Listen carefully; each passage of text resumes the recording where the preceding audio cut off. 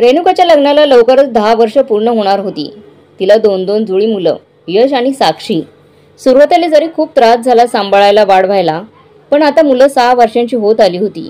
त्यामुळे ती आईपणाचा आणि मुलांच्या प्रेमाचा आनंद उपभोगत होती। तिच्या नवऱ्याचं राजीवचं स्वतःचं सौंदर्य प्रसाधनाचं दुकान होतं। त्याच्या लग्नाच्या बऱ्याच आधीपासून दुकान चालू केलं असल्याने आत्तापर्यंत त्याचा मस्त जम बसला होता। खर्च आणि हाताखालच्यांचे पगार जाऊन व्यवस्थित नफा होत होता। नवऱ्याने बऱ्यापैकी बचतही केली होती। उधळपट्टी करणारा तर राजीव मुळातच नव्हता। त्याला काही व्यसनही नव्हतं। कमी वयात स्वतःच्या व्यवसायात पडल्याने राजीवने जास्त हाऊसमौज केलीच नव्हती। कॉलेजमध्ये जे केलं ते आणि तितकंच, पण तेच महत्त्वाचं म्हटलं तरी चालेल। रेणुका राजीव तिथेच तर भेटले होते। 17 वर्षापूर्वी रेणुका आणि राजीव एकाच कॉलेजमध्ये वाणिज्य शाखेला होते। राजीवचं आधीच घरातून व्यवसायात परंपरा असल्यामुळे का होईना पण ठरलं होतं आपणही व्यवसायातच जायचं। भांडवलाचा प्रश्न नव्हताच आणि मेहनतही कमी पडणार नाही याची खात्री होती। वाणिज्य शाखेत पास होण्यापुरता आणि डिग्री मिळवण्यापुरता अभ्यास करायचा आणि बाकी मस्त मजा करून ठेवायची असंच ठरवून ठेवलं होतं त्याने। रेणुका एका सुशिक्षित घरातून होती। आई शिक्षिका, वडील अभियंता आणि मोठा भाऊ पण वडिलांच्या पावलावर पाऊल ठेवून चालत होता। रेणुकाच्या घरातून कधी कुठल्याही गोष्टीला आडकाठी नाही झाली। मुलांना पूर्ण स्वातंत्र्य देण्यात आलं होतं। स्वतःची शिक्षणाची करिअरची निवड त्यांना सोपवली होती। रेणुकाला सीए करायची खूप इच्छा होती, म्हणून तिने वाणिज्य शाखेला प्रवेश घेतला होता। पण म्हणतात ना, नियतीच्या मनात अगदी आपल्या मनाच्या विरुद्ध असतं बऱ्याच वेळा। रेणुकाला राजीव भेटायचं होतं नशिबात। 12वीला असताना घरी अभ्यास करण्यापेक्षा लायब्ररीमध्ये जास्त चांगला अभ्यास होईल असा विचार करून रेणुका रोज लेक्चर झाले की 2 तास बसून मन लावून अभ्यास करू लागली। आधीपासून अभ्यास केला की परीक्षेच्या वेळी ताण येत नाही असं तिचं मत होतं। राजीव याच्या अगदी विरुद्ध। मजा करायची, फिरायचं, खायचं प्यायचं, लेक्चर्स बुडवायची। परीक्षा आली की रात्री जागून मित्रांकडून नोट्स घेऊन अभ्यास करायचा आणि जेमतेम पास व्हायचं। दोघांचा कुठेही ताळमेळ नव्हता। पण जसं म्हणतात ना, अपोजिट अट्रॅक्ट्स। लायब्ररीच्या बाजूच्या मैदानावर कट्ट्यावर राजीव नेहमी मित्रांसोबत पडीक असायचा। फालतूपणा नाही केला तरी टिंगल-टवाळी चालायचीच। रेणुकाला बऱ्याच वेळा मैदानाशी लागून असलेल्या खिडकीजवळचं टेबल मिळायचं। काही मुलं स्वतःही अभ्यास करत नाही आणि इतरांनाही करू देत नाहीत। रेणुकाची कधीतरी चिडचिड व्हायची तर, अरे काय स्कॉलर आहेत यार ही लायब्ररीमध्ये बसणारी मुलं। आधी सगळी लेक्चर्स, मग इथे तासनतास अभ्यास। कंटाळा कसा नाही आहे त्यांना, आयुष्य बर्बाद रे यांचं, असं म्हणत राजीव आणि ग्रुप एकमेकांना टाळ्या देत असत। त्या दिवशी कॉलेजमध्ये ट्रॅडिशनल डे होता। कुणी कसंही असलं तरी कॉलेजच्या डेमध्ये प्रत्येकाला रस असतोच। रेणुकाने त्या दिवशी छान फिक्कट गुलाबी रंगाची साडी नेसली होती। मॅचिंग गुलाबी कानातलं आणि गळ्यातलं घातलं होतं। उजव्या हातात 2 बाजू खड्यांची कडी आणि डाव्या हातात घड्याळ घातलं होतं। रूपसुंदरी नाही पण मुलींमध्ये उठून दिसत होती ती। राजीव पण छान हिरव्या रंगाचा कुर्ता, पांढरा चुडीदार, हातात घड्याळ आणि चेहऱ्यावर मस्ती, छानच दिसत होता तो। आज पहिल्यांदा दोघं एकत्र आणि ते सुद्धा कॅन्टीनमध्ये होते। रेणुका काउंटरवरून सँडविच घेऊन वळायला आणि राजीव पळत काउंटरला यायला एकच गाठ पडली। अरे जरा जपून चल की, आता सँडविच पडलं असतं ना। रेणुका जोरात नाही पण खमकी ओरडली। राजीवचं तसंही लक्ष नव्हतं। आपल्याच धुंदीत होता तो। पण आज त्या नाजूक गोड पण खमक्या आवाजाने त्याला त्या मुलीकडे बघण्याची जणू ओढ लागली। एका क्षणात दोघांची नजरानजर झाली। राजीवची विकेट पुरती उडाली। तिच्याकडे एकटक बघत बसला तो। येता जाता बराच वेळा बघितलं असलं तरी आज त्याला ती वेगळी दिसली होती। मी तुला बोलते, ऐकायला येत नाही का? कळतंय का मी काय बोलले? रेणुकाच्या आवाजाने राजीवची तंद्री भंग झाली। आपण असे एका मुलीकडे बघत राहिलो, किती विचित्र आहे हे। मनात हे विचार चालू असताना, सॉरी हां, म्हणजे खरंच माझं लक्ष नव्हतं, माझीच चूक झाली। मी जरा बघून चालायला हवं होतं। तुला लागलं नाही ना? ठीक आहेस ना तू? I am so sorry. एका पाठोपाठ एक राजीव चालूच राहिला होता बोलायचा। रिलॅक्स, श्वास तरी घे, इतकंही काही झालं नाही, इट्स ओके, असं बोलून परत तिचं ते गोड स्माईल करून रेणुका एका टेबलवर जाऊन बसली।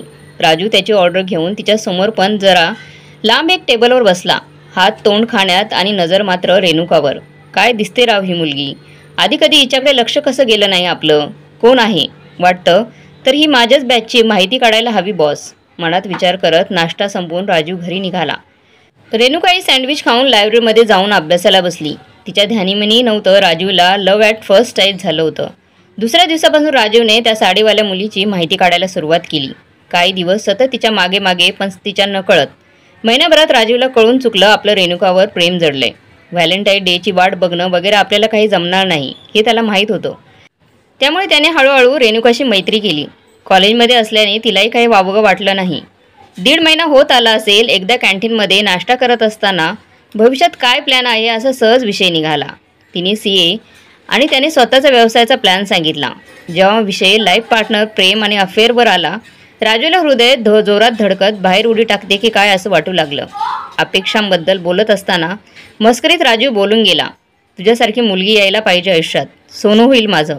आणि माझ्या आयुष्याचं काय? रेणुकासाठी अगदीच अनपेक्षित होतं हे. त्यामुळे धक्का बसून तिने विचारलं, हो रेणुका, मला तू खूप आवडतेस. ट्रॅडिशनल डेला तुला त्या गुलाबी साडीत बघितल्यापासून विकेटच उडाली माझी. तसं नाही म्हणण्यासारखं माझ्यात काही नाही, तरी तू विचार करून सांगितले तरी चालेल मला. रेणुकाला हसू की रागू कळत नव्हतं. ती काही वेळ स्तब्ध बसून राहिली. मग बोलली, नाही विचार केला रे ह्या बाबतीत अजून मी. मला सध्या फक्त 12वीची परीक्षा आणि CAची परीक्षा ह्याचंच वेध लागले. मला थोडा वेळ देशील का? हो घे की, पण लवकर सांग बरं. शिक्षण तर पूर्ण होईल ग, पण या गोष्टीत जास्त वेळ व्हायला नको. आणि उत्तर हो असेल अशी अपेक्षा करतो. रेणुकाला वाटलं, बापरे, खरंच इतकं प्रेम करतो हा आपल्यावर की फक्त आकर्षण? तसा राजीव चांगलाच आहे. थोडा अभ्यासात ठीक असला तरी मित्र म्हणून बरा आहे. माणूस म्हणूनही बराच वाटतो. बघू. राजू आडून तिच्या निर्णयाबद्दल विचारत असे. काही दिवस रेणुकाने उत्तर द्यायचं टाळलं, पण कुठेतरी तिलाही आपल्याला राजीव आवडायला लागला अशी भावना येऊ लागली आणि शेवटी तिने त्याला होकार दिलाच. राजूने अगदी आनंदाने नाचून वगैरे नाही, पण छोटीशी पार्टी देऊन सेलिब्रेशन केलं. अभ्यासाचे दिवस असल्याने त्यांच्या ठरवूनच थोडा दुरावा होता. यथावकाश परीक्षा पार पडल्या आणि दोघांनी थोडा वेळ एकमेकांसोबत घालवायला सुरुवात केली. सुरुवातीला प्रेमाचे दिवस, फिरणं, चित्रपट बघणं, गार्डनमध्ये तासनतास बसून गप्पा मारणं हे होतच होतं. राजूने तिला तिच्या अभ्यासाबद्दल जास्त कधी विचारलं नाही.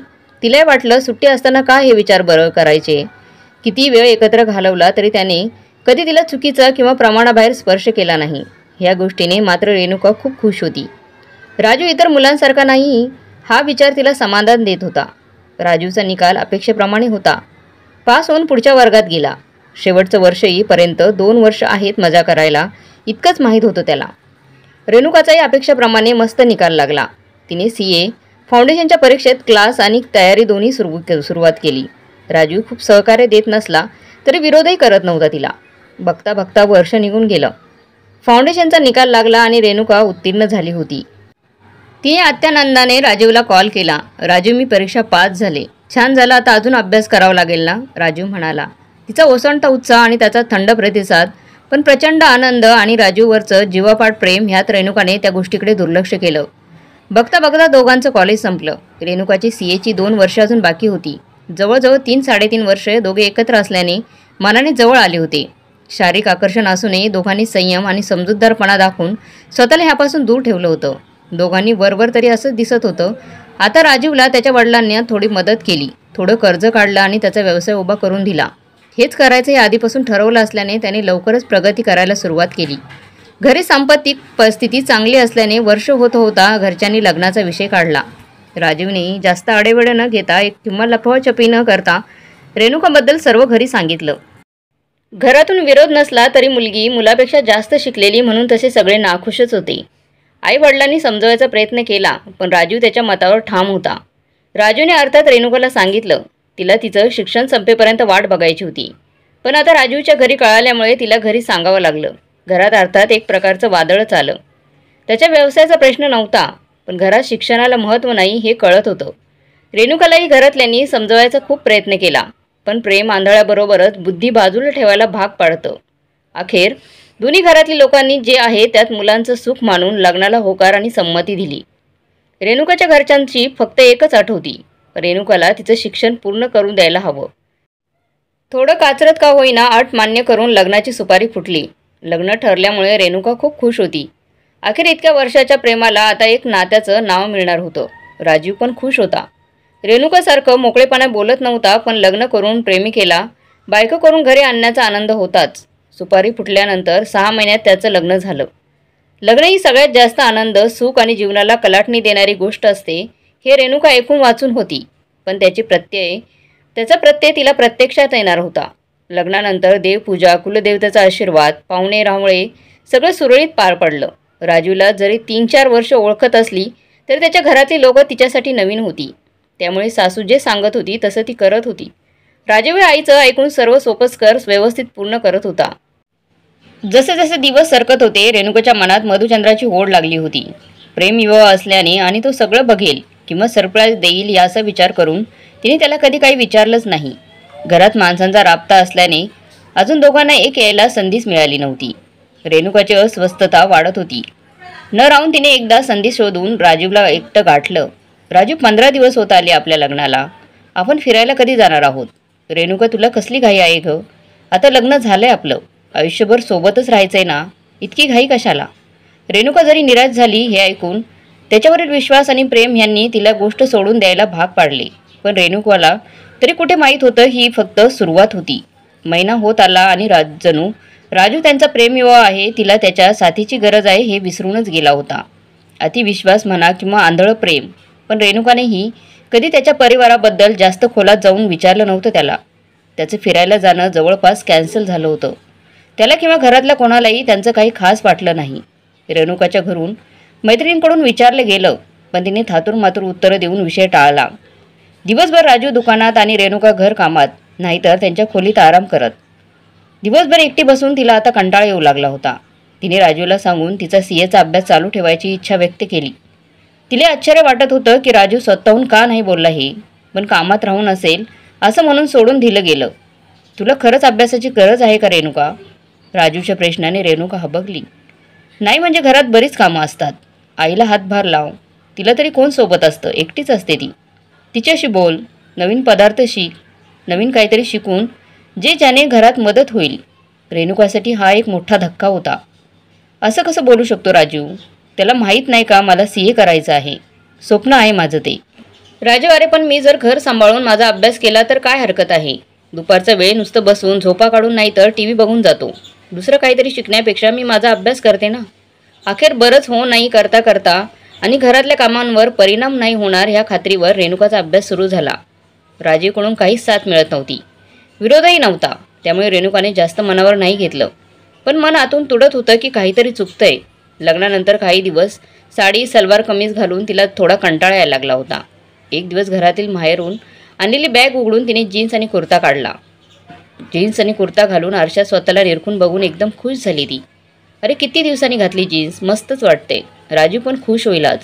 राजू त्याचा आवरून दुकानात जायला निघाला. आरशात बघणार रेणुकाला बघून थोडा थबकला. अगं हे काय घातलं? सलवार कमीज नाही का तुला? नाहीतर साडी नेस छान. रेणुकाला वाटलं तो मस्करी करतोय, पण त्याच्या चेहऱ्यावरचे भाव काही बदलले नाहीत. तिला हा अजून एक धक्का बसला. आपल्याला स्वतःचे कपडे निवडायचे स्वातंत्र्य नाही का? तरी का कोण जाणे तिने नवऱ्याचं मन राखायला हसून उत्तर दिलं. अरे नाही, सहज घालून बघत होते. आले लगेच बदलून, तुला नाश्ता देते. रेणुका खाली येऊन राजू आणि त्यांच्या वडिलांना नाश्ता देऊन सासूला सोबत घेऊन नाश्ता करत होती. पण मन मात्र विचारांच्या जाळ्यात गुंतलं होतं. रेणुका एक बोलू का गं? सासूच्या आवाजाने रेणुकाच्या विचारांच्या जाळ्यातून हलकेच खाली उतरली. बोला ना आई, काय हवंय का तुम्हाला? मला काही नकोय, पण अगं ह्या आजूबाजूच्या बायका नातेवाईक यांची कुजबूज होते. मला नाही बाई ऐकवत. त्यांचं काय आहे ना, आपल्या घरात नवऱ्याला अरेतुरे करायची पद्धत नाही. तुमचं प्रेमविवाह, त्यात तू वयाने लहान म्हणून इतके दिवस नाही बोलले काही, पण ऐकावं मला लागतं ना सगळ्यांचं. तू आपली राजीवला आवाजावं करत जा. तसं मला काही नाही, तू काहीही बोल, पण सगळ्यांची तोंडं आपोआपच बंद होतील. काय? आता रेणुकाला काय उत्तर देऊ सुचेना. ज्याला इतकी वर्षे एकेरी नावाने हाक मारली त्याला अचानक आहो म्हणायचं किती अवघड आहे. बरं आई, म्हणेन मी त्याला आहो. जीभ चावून रेणुका बोलली. म्हणजे त्यांना मनात मात्र तिने ठरवलं रात्री राजूशी बोलायचं. रात्री जेवण आटपून आवरावर करून रेणुका खोलीत आली. बघते तर राजूची झोपायची तयारी. अरे झोपतंच काय? जरा मलाही वेळ दे की. बायकोसाठी वेळ नाही का? राजीव म्हणाला, थकलोय ग खूप मी, चल झोपूया. रेणुका म्हणाली, मला जरा बोलायचंय. आत्ता? सकाळी बोललं तर नाही चालणार का? नाही, आत्ताच. बरं बोल, काय झालं? राजीव त्याच्याजवळ बसत रेणुका म्हणाली, अरे आई आज मला बोलल्या, राजीवला एकेरी हाक मारू नको. लोक काही बाई बोलतात. अहो बोल म्हणाल्या. तू जरा. हां मग ठीकच आहे ना. रेणुकाला मध्येच तोडत राजू बोलला. सगळेच बोलतात की नवऱ्याला अहो. काय चुकीचं तर नाही ना? तसंही आईला बाबांना नाही म्हणणं बरोबर नाही. मोठे आहेत ते. आई बोलते तसं कर. रेणुकाला मात्र आता कळेच ना की हाच तो मुलगा आहे की ज्याने जीवापाड प्रेम करून घरच्यांशी तटस्थपणे बोलून माझ्याशी लग्न केलं. आज त्याला मला काय हवंय तेही कळत नाही आहे. पण वाद नको म्हणून बरं ठीक आहे इतकं बोलून रेणुकाने विषय संपवला. अशाच तडजोडी करत स्वतःचं मन मारत रेणुकाचा संसार चालू होता. मन मारावं लागलं तरी घरात कशाची काही कमी नव्हती. सीएचा अभ्यासही होताच, त्यामुळे सगळं करून सावरून रेणुकाने स्वतःला व्यस्त ठेवलं होतं. बघता बघता सीएची वर्ष संपत आली. रेणुकाने कसंबसं घरच्यांना मनवून घरच्या कामावर परिणाम होणार नाही असं वचन देऊन आर्टिकलशिपसाठी परवानगी मागून घेतली. सोबत फायनल परीक्षेचा अभ्यास सगळं व्यवस्थित जुळवून घेत होती. माहेरी मात्र तिने ह्यातलं काही सांगितलं नाही. आपल्यासाठी इतकं केलं आपल्या आईबाबांनी, आता परत त्यांना त्रास नको असा विचार करून ती खुश आहे हेच त्यांना सांगायची. लग्नाला 2 वर्ष होत आली. अजून ना कुठे फिरायला गेले ना कधी एकमेकांना वेळ दिला होता. घरकाम आणि अभ्यास ऑफिस यात रेणुकाचा वेळ निघून जात होता. सीएची 4 वर्षे पूर्ण होत आली होती, त्यामुळे रेणुकाला आता आर्टिकलशिपचे वेध लागले होते. अशातच एकदा सकाळी नवरा आणि मुलगा गेल्यावर सासूने रेणुकाला त्यांच्या खोलीत बोलवलं. आई तुम्ही बोलवलं? दरवाजा उघडता उघडता रेणुकाने विचारलं. ये रेणुका बैस इथे. रेणुका त्यांच्या बेडवर बाजूला जाऊन बसली. हे बघ रेणुका, आपल्या घरात कोणी जास्त शिक्षण घेत नाही. माझा पोरगा पण जेमतेम पदवीधर झाला आहे. तू जास्त शिकत असताना पण त्याच्या हट्टापायी आम्ही लग्नाला हो बोललो. मुलाचं सुखच हवं ना आईवडिलांना. लग्नानंतर पण शिकू दिलं की इतकी वर्ष. आता 2 वर्ष होत आली आहे, पण पाळणा काही हाले ना तुमचा. शेजार पाजार आडून विचारतो की आता किती मिळायचे पेढे आम्हाला. काय बाई उत्तर देऊ मी तरी. आता तुझं शिक्षण वगैरे काय ते जरा बाजूला ठेव. घराकडे आणि पाळणा लवकर कसा हालेल ह्याकडे जरा लक्ष दे आता. माझ्या शिक्षणाला महत्त्व नाही, शेजारी बाजारी बोलतात म्हणून मुलं जन्माला घालायची का? मला काय हवंय विचारलं का आई कधी मला? हे सगळं एका क्षणात मनात बोलून रेणुका उत्तरली. बरं आई येऊ मी. आणि उत्तराची अपेक्षा न करता उठून यंत्रवत चालू लागली. स्वतःच्या खोलीत पोचता पोचता ती विचार करत होती. मनातल्या मनात का राहिलं माझ्या की मी ठेवलं मी, पण का नाही बोलले मी त्यांना स्पष्ट की मला इतक्यात मुलं नको आहेत. इतकं काही वय नाही झालंय माझं. अजून एखादं वर्ष थांबून नाही का चालणार? पण ह्या प्रश्नांची उत्तरं तिला मिळत नव्हती. शेवटी विचार करताना कधी झोप लागली तिला कळलंच नाही. संध्याकाळी उठून आवरून स्वयंपाक करून ती राजीवची वाट पाहत बसली. राजीव आणि सासरे आल्यावर सर्वांनी जेवून घेतलं. आता खोलीत जाऊन राजीवशी बोलू असा विचार करत रेणुका पटापट हात चालवू लागली. खोलीत आली आणि राजीव काही न बोलता झोपून गेला होता. एव्हाना तिला सवय झाली होती याची, पण आज खूप महत्त्वाचं बोलायचं असल्याने तिला वाईट वाटलं होतं. असेच 2-3 दिवस निघून गेले. रोज तीच व्यथा. शेवटी न राहून एक दिवस राजीव संध्याकाळी आल्या रेणुका बोलली, आज तरी लवकर नका झोपू. मला तुमच्याशी बोलायचंय, खूप महत्त्वाचं. बोलू आपण. इतकं बोलून राजीव आपल्या कामाला लागला. रात्री खोलीत अंबाळ लवकरच पोचले दोघे. बोल रेणुका, काय झालं? राजीवने विचारताच रेणुकाने भडाभड सगळं त्याच्यापुढे मांडलं. सगळं बोलून झाल्यावर तिने एक मोठा श्वास घेतला आणि राजीवच्या बोलण्याची वाट पाहू लागली. मुलं होऊ द्या इतकंच म्हणणं आहे ना आईचं. मला काही चुकीचं नाही वाटलं त्यात. 2 वर्ष झाली आहेत ना, वाटणं स्वाभाविक आहे की नाही का? आईला काही बोलू नकोस. होऊ दे की पहिलं बाळ. जास्त विचार आणि बोलणं नको ह्यावर. झोप आता. राजीव पाठ करून झोपून गेला आणि इतक्या वेळ डोळ्यात साठलेलं पाणी टपकन गालावर ओघळलं तिच्या. आपला हुंका त्याला ऐकू जाऊ नये म्हणून रेणुकाने पण राजीवकडे पाठ करून डोक्यावर चादर घेतली. बाहेरची उष्णता आणि चादरीमुळे श्वास घ्यायला त्रास होत होता. घुसमटायला होत होतं, पण मनातल्या घुसमटीपेक्षाही ती ते सहन करू शकत होती. आपल्यावर प्रेम आहे म्हणून लग्न करणारा हाच राजीव आज 2 वर्ष होऊन मला 2 गोष्टींमध्ये समजू शकला नाही. माझ्यासाठी माझ्या आईवडिलांना कधीच काही बोलला नाही. का केलं मग माझ्याशी लग्न? बायको की घरात आईला हक्काची मदतनीच म्हणून. आईवडिलांच्या मतानेच चालायचं होतं तर लग्नाआधी सांगायचं, तेव्हाच विचार करता आला असता. आता काय करू मी? घरी बोलायची भीती वाटते आणि बंड पुकारायची हिंमत नाही आपल्यात. ही आणि असे बरेच विचार करत आपल्याच अश्रूंच्या तळ्यात रेणुका झोपी गेली. सकाळी उठून नेहमीप्रमाणे दिवस सुरू झाला. नवरा सासरा गेल्यावर रेणुका खोलीत आली. सासूची नजर त्रास देत होती, पण दुर्लक्ष करून आज तिला एकटीला बसायचं होतं. मूल होणं ह्यात माझ्या मताला काही किंमत आहे की नाही? दुसरं कोणाला हवं म्हणून मूल का जन्माला घालायचं? राजीव असं आहे हे मला लग्नाच्या आधीच्या आमच्या सहवासात का नाही कळलं? दुपार होईपर्यंत रेणुका ह्या विचारात खोलीत होती. जेवणासाठी बाहेर जावंच लागेल, नाहीतर वादाला कारण पुरायचं असा विचार करून बाहेर येऊन सासूबाईसोबत जेवणं आटोपली तिने. भांडी किचन सगळं आवरून घेतलं. सासूची नजर सतत आपला पाठलाग करते आहे असं वाटून पण तिने तिच्याकडे दुर्लक्ष केलं. मन थाऱ्यावर होतं कुठे तिचं. कशाचा विचार करायला? कशातच 2 महिने निघून गेले तिचे. सासू राजीवला अधूनमधून विचारत असे, मुलाचं मनावर घेतलं का? कधी राहील ती गरोदर? प्रयत्न चालू आहेत, होईल लवकरच, हेच उत्तर देई तो. ह्या 2 महिन्यात रेणुकाला राजूच्या स्वभावाचा अजून एक पैलू लक्षात आला, जो इतक्या वर्षात साधा अंदाजही नव्हता लागला तिला. राजूला शारीरिक संबंधात कधी जास्त रस नव्हता. आता आई तू बोलली म्हणून थोडा वेळ काढून पुढाकार घेऊन शारीरिक संबंध होत होते. मग 2 वर्षात का नाही झालं असं? रात्री थकून झोपून जायचं, फिरायला न नेणं, सुट्टी न घेणं. तिची किंमत खरंच बायको म्हणून कमी आणि घरची सून म्हणून जास्त होती.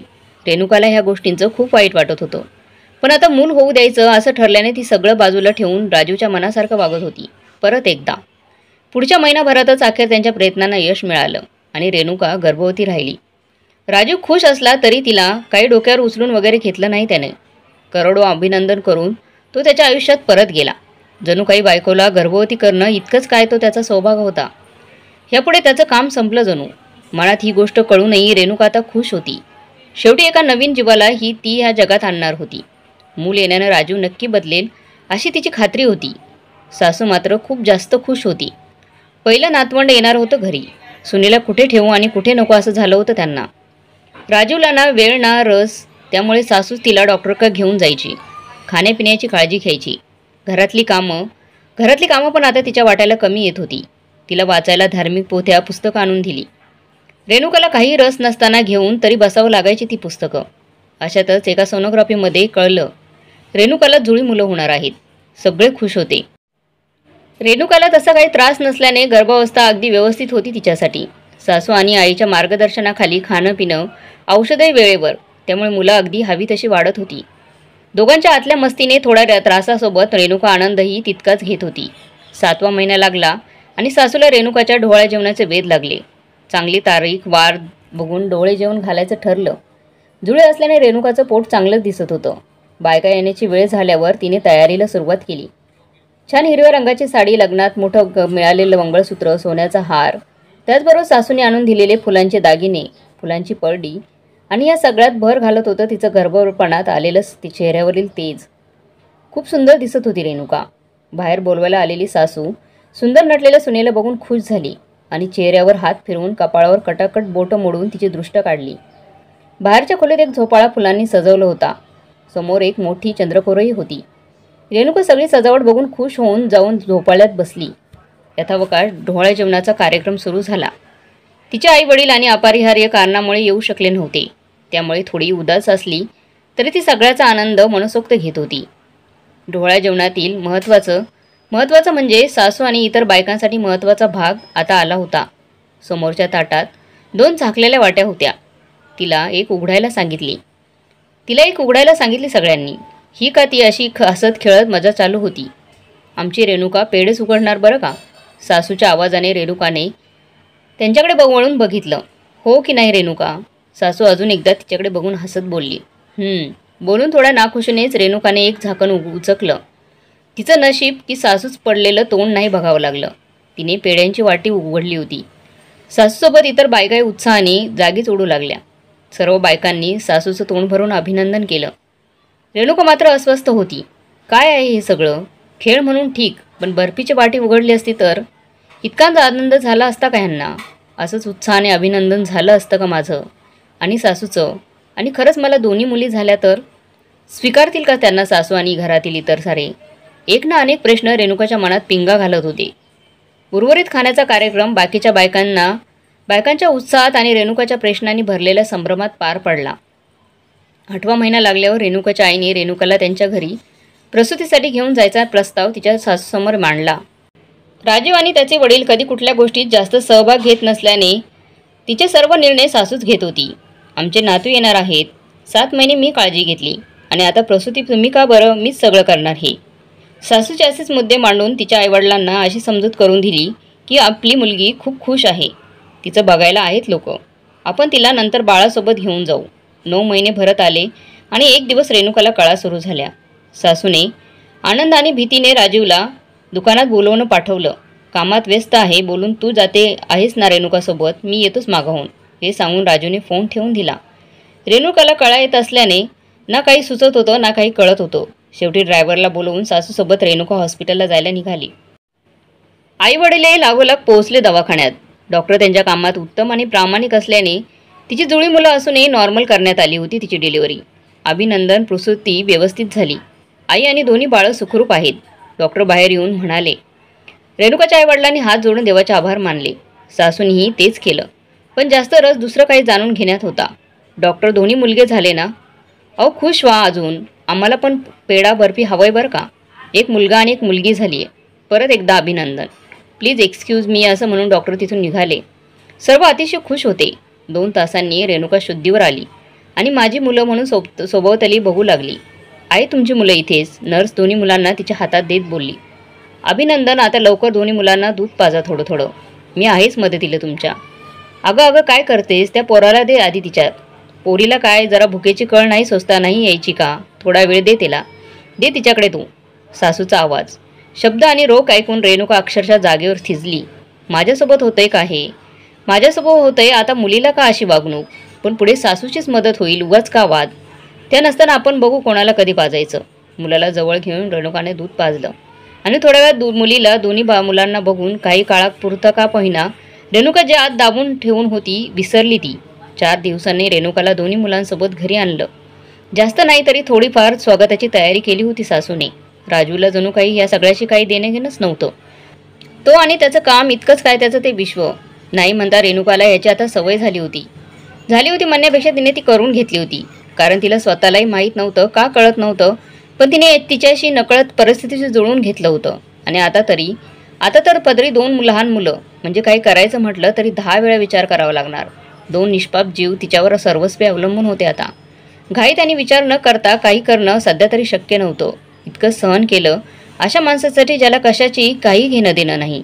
तर आता आपणच जन्म दिलेल्या मुलांसाठी थोडं करू. मन शांत नाही तरी थोडं निर्धास्त केलं तिने. तिला माहीत होतं तिला कधी आणि काय करायचं आहे. बाळातपणानंतर सासू तशी बरी वागत होती. नातू आणि नात यांच्यात नक्कीच दुजेपणा होत होता, पण तरी दोन्ही मुलांचं व्यवस्थित होत होतं. 40 दिवस होत आलेले. आता बारसं करूया अशा घोषणा सासूने रेणुकाच्या मागे लावला. इथे नवऱ्याला काही पडलं नव्हतं, त्यामुळे धूमधडाक्यात बारसं करायचं रेणुकाच्या तरी मनात नव्हतं. त्यात तिने अजून नावं ठरवली नव्हती. पुढच्या आठवड्यात रविवारी आणायचे दिवस चांगले होते बारसं करायला. जवळची लोकच असतील, त्यामुळे तयारीला जास्त वेळ लागणार नाही. होऊन जाईल सगळं. तुझ्या आईवडिलांना पण कळव. आई पण मी अजून नावंही ठरवली नाहीत मुलांची. तू नको त्याची काळजी करूस ग. मी ठरवली आहे त्यांची नावं. चल येते मी, तू कर आराम. मला बरीच कामं आहेत. रेणुकाच्या उत्तराची वाट न बघता सासू खोलीतून निघूनही गेली. रेणुकाने जरी सत्य स्वीकारलं असलं, लग्नानंतर बरंच काही जवळजवळ सगळंच आपल्या आयुष्यात आपली मर्जी आणि मत यांची साधी दखलही न घेता झालंय ते सगळं. आणि तसंच होणार हे माहीत असलं तरी प्रत्येक वेळी तिच्या हृदयावर हजारो वार होत होते आणि ते रक्ताचे अश्रू पडत असे. पण काळजी कोणाला होती? बारशाचा दिवस येईपर्यंत, अगदी पडदा उठेपर्यंत रेणुकाला माहीत नव्हतं तिच्या मुलांची नावं काय ठेवणार आहेत. यश आणि साक्षी. पडदा उचलून नावं सर्वांना सांगून पेढा बर्फी दोन्ही देण्यात आलं. नाश्त्याला सर्वांना विनंती करत सासू फिरत होती. राजीव देखील देवाच दंडवत म्हणून सर्वांशी चांगला वागत होता. त्याचा जास्त वेळ कामाचे कॉल्स घेण्यात आणि सहकाऱ्यांना काम समजवण्यात जात होता. नावं तर चांगली आहेत, उगाच आपण तरी आता विचार करत होतो असा. यश आणि साक्षी. मनात नावं बोलून रेणुकाच्या चेहऱ्यावर हलकंसं हसू आलं. लोकांच्या आणि अभिनंदनाचे गुच्छ आणि बाळासाठी गिफ्ट्स घेऊन ती बाजूला ठेवत होती. सर्व पाहुणे छान नाव, कार्यक्रम आणि नाश्ता ह्याने खुश होऊन आपापल्या घरी गेले आणि रेणुका आणि सासूच विश्व मुलांच्या संगोपनात रमू लागलं. मुलं हळूहळू मोठी होत होती. त्यांचा पहिला वाढदिवससुद्धा सासूच्या सांगण्याप्रमाणेच पार पडला. दोन्ही मुलं खूप गोड आणि पण भयंकर मस्तीखोर होती. दोघांचं स्तनपान, वरचं खाणं, त्यांच्या मागे धावपळ ह्यात रेणुका खूप थकून जात होती. सासू मदत करत असली तरी स्वतःच्या सोयीने, त्यामुळे मदत कमी आणि मानसिक त्रास जास्त होत होता रेणुकाला. आई आपण वर कामाला बाई ठेवायची का अर्ध्या दिवसाची?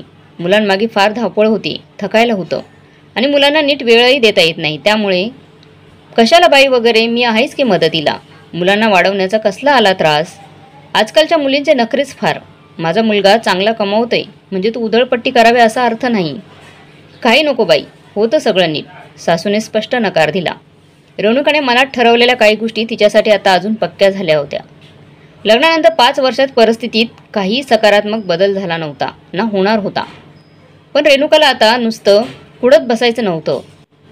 त्याच परिस्थितीमध्ये राहून परिस्थितीवर मात करायचं हे ठरलं होतं. वेळ लागेल पण आपण ह्यातून बाहेर पडायचंच. मुलं मोठी होईपर्यंत तिच्याकडे काही वर्ष होती. तिने थोडं खमकं राहून दिवसाची काही वेळ स्वतःसाठी राखून ठेवला. घरातील कामं, मुलांची कामेही करून वेळ ती स्वतः घेत होती. थोडेफार पैसे सोबत होते आणि त्यातूनच तिने शेअर मार्केटचा ऑनलाईन कोर्स केला. सोशल मीडियाच्या साहाय्याने तिने आपल्या जुन्या मित्रमैत्रिणींना शोधून काढलं आणि नियमित नाही पण त्यांच्या संपर्कात ती राहू लागली. इतकी वर्ष तिने स्वतःच्या आई वडील आणि भावापासून स्वतःला दूर ठेवलं होतं. पण आता मात्र ती वेळ काढून त्यांच्याशी बोलू लागली. वेळ काढून त्यांच्याकडे मुलांना घेऊन जाऊ लागली, जेणेकरून मुलांना आजी आजोबांचा लळा लागेल. वर्षामागून वर्ष जात होती. परिस्थिती जैसे ती तैसीच होती. राजूचा स्वभाव रेणुकाला आता चांगलाच कळून चुकला होता. त्याला फक्त एक सुंदर आणि घर सांभाळणारी मुलगी बायको म्हणून हवी होती. त्याला गृहस्थाश्रमात काही रस नव्हता. रेणुका दिसायला चांगली होती, त्यामुळे कॉलेजमध्ये मित्रांमध्ये भाव खाता आला. शिक्षण जास्त असूनही तिच्याशी लग्न करून त्याने तिचं मन जिंकलं, जेणेकरून ती पुढे प्रेमाखातर तो जे बोलेल तेच ती करेल. आपली आई वर्चस्व गाजवणारी आहे हे त्याला माहीत होतं आणि आपल्या प्रेमाखातर रेणुका तेही गोड मानून चालवून घेईल याची त्याला खात्री होती. त्यामुळेच लग्नानंतर त्याचं एकदम वेगळं रूप समोर आलं. असं वाटूनही रेणुका शांत राहिली. सगळे मनस्ताप, सगळी घुसमट एकटीने सहन केली, एकाच आशेवर की राजू मुलं झाल्यावर बदलेल. पण तिच्या आशा फोल ठरल्याने तिची स्पेशल निराशा झाली होती आणि म्हणूनच तिने हळूहळू थोडं उशिरा का होईना ह्यातून बाहेर पडायचं हे नक्की केलं होतं. सर्वांच्या नकळत रेणुकाने शेअर मार्केटमध्ये सावकाश प्रवेश केला. त्यात स्थिर स्थावर व्हायला वेळ नक्कीच लागला, पण जम बसत होता तिचा. सुरुवातीचा काही काळ न फायदा न तोटा, पण भरपूर शिकायला, खूप अनुभव ह्या तत्वाने चाललं तिचं. मुलं शाळेत जायला लागल्यावर तिला सलग 2 ते 3 तास सलग मिळू लागले. त्याचा तिने आपल्या कामात अजून जास्त जम बसवायला उपयोग केला. हे करतानाच तिने आर्थिक नियोजनाचं काम सुरू केलं. शक्यतो फोनवर आणि गरजेला प्रत्यक्षात भेटून तिने ही काम वाढवायला सुरू केलं. मुलं आणि घर ह्याकडे दुर्लक्ष होत नसल्याने घरात कोणी काही आक्षेपही घेतला नव्हता. तिला आता आर्थिक स्वातंत्र्य मिळू लागलं होतं, ज्याचा उपयोग तिने पैसे वाचून वाढवायलाही चालू केला होता. 3-4 वर्षात खूप नाही, पण पुरेशी रक्कम तिच्या गाठीशी होती. लवकरच त्यांच्या लग्नाला 10 वर्ष आणि मुलं 6 वर्षाची होणार होती. मुलांच्या प्राथमिक शाळा चालू झाल्या की रेणुकाला दिवसात जास्त वेळ मोकळा मिळणार होता. ह्यावेळी तिला तिचं शेअर बाजाराचं काम फक्त स्वतःपुरतं न ठेवता दुसऱ्यांची कामं घेऊन वाढवायचं होतं. सोबत आपल्या अनुभवाचा फायदा इतर होतकरू तरुणांना, मुख्यतः मुलींना, त्यांना शिकवून करून घ्यायचा होता. पण हे सगळं ह्या घरात राहून शक्य नव्हतं आणि म्हणूनच इतक्या वर्षापूर्वी घेतलेला आणि त्या दृष्टीने त्यावर काम केलेला निर्णय ती सर्वांना सांगणार होती. तो रविवार होता. राजू आज घरी असणार होता. रेणुकाने तिच्या आईवडिलांना जेवायला यायच्या निमित्ताने घरी बोलावून घेतलं होतं. जेवण आटपून आवरावरी झाल्यावर रेणुका त्यांच्या खोलीत गेली. बराच वेळ ती न आल्यामुळे तिच्या सासूला राग येत होता. काही वेळ गेला आणि रेणुका बाहेर आली. तिच्या हातात 2 मोठ्या बॅग्स, खांद्याला एक मोठी सॅक आणि तिची पर्स होती. सासू आणि राजू आश्चर्याने तिच्याकडे बघत बसले. हे काय रेणुका, बॅगा कसल्या? आणि तू कुठे चालली आहेस?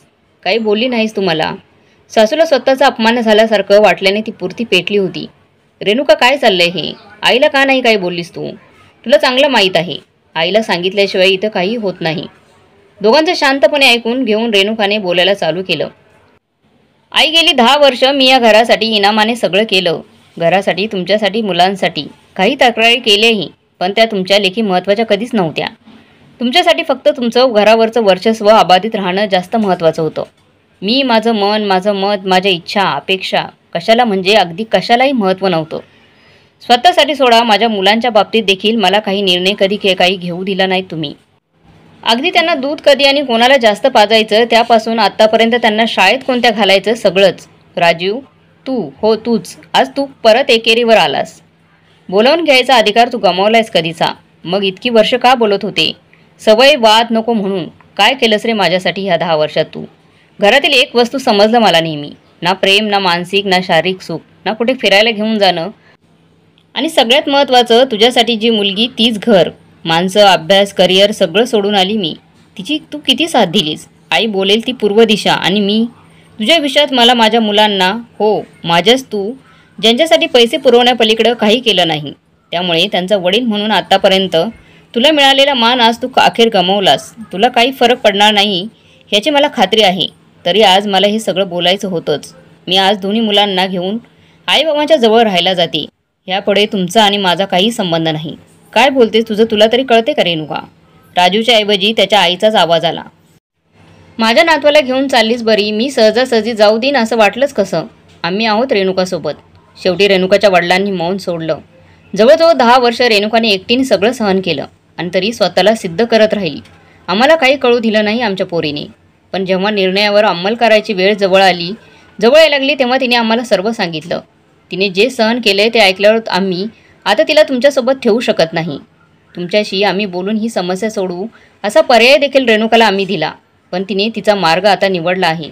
तुमच्याकडून तिला काही अपेक्षा नाहीत. त्यामुळे बोलण्याचा आणि उपाय शोधण्याचा काहीच फायदा नाही हे कळून चुकले आम्हाला.